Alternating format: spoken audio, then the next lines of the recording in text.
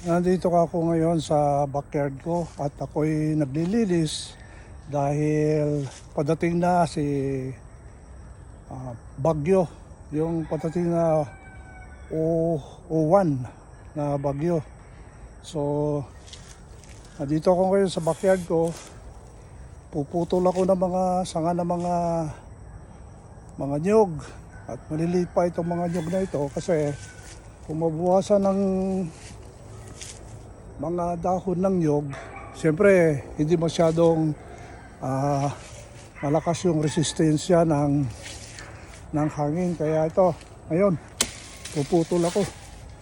Ayan o. Pinuputol ko yung mga sanga. Para hindi mabagyo itong maliliit na nyog. Kasi ako ang mga nagtanim dito sa mga nyog na ito. At dito pa, halos magkakalapit itong mga nyog na ito eh.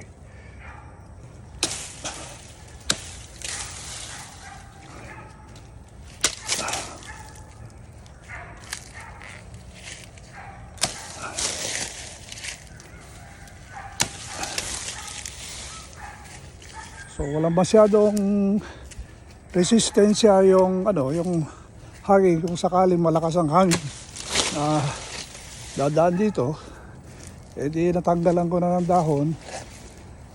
Ito pa, ako nagtanim dito mga 5 years, 10 years.